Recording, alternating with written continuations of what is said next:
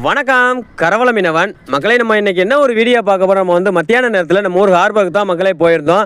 அண்ணன் வந்து எப்பயுமே காலையில் வீச்சு வலை வீசுவாங்க. இன்றைக்கி வந்து மதிய டயத்தில் வந்து காற்றோட வேகம் வந்து அதிகமாக இருக்குது மக்களே. அதனால் வந்து அண்ணன் வந்து கலக்க பார்த்து வீசியிருக்காங்க. வீச்சில் வந்து அவ்வளோ அழகாக வீசி அண்ணன் வந்து வலையை வாங்கிட்டு இருக்காங்க. வலையை வீசினோன்னு நம்ம உடனே முடிக்கிடக்கூடாது.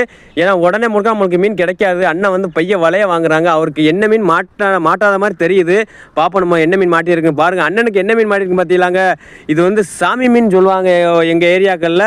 ஒரு சில இடங்களில் வந்து கடல் சேவல்னு சொல்லுவாங்க. ஏன்னா வந்து இதுக்கு வந்து அதிகமான விஷத்தன்மை கூடிய மீன் தாங்க இது குத்துச்சுன்னா உடனே வந்துருக்கு நம்மளுக்கு வந்து கையில் ரொம்ப கடுக்க ஆரம்பிக்கும். அதே மாதிரி நம்மளுக்கு வந்து அட்டாக் வர்றதுக்கு ரொம்ப வாய்ப்பு இருக்குங்க.